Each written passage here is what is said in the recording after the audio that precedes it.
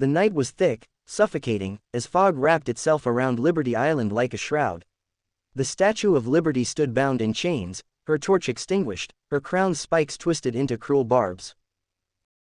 The air was heavy with whispers, murmurs of pain, of injustice, of dreams crushed beneath the weight of centuries.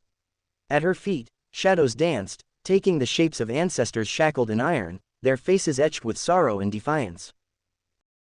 Their voices wove together, a chorus of grief and resistance: stolen land, stolen lives, stolen liberty. Each word sent a crack through the statue's stone form, echoing across the dark waters.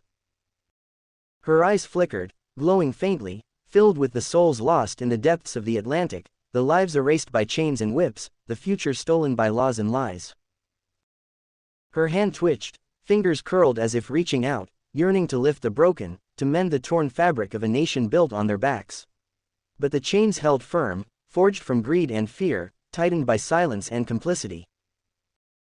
They wrapped around her mouth, sealing her cries, just as they had silenced voices for generations. Her body shuddered under the weight, stone cracking, weeping dust that fell like ashes upon the earth below.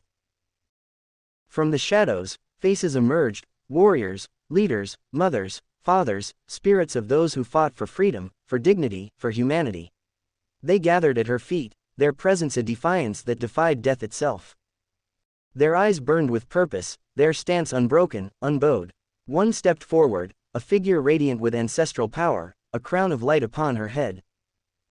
She raised her hand, and the fog recoiled, revealing the truth hidden beneath history's veil. The chains quivered, their metal groaning, resisting the truth that threatened to break them. The whispers grew louder, voices rising like a storm: we were never meant to be free. The chains rattled violently, tightening, trying to drown them out. But the voices persisted, defiant: we were meant to be great.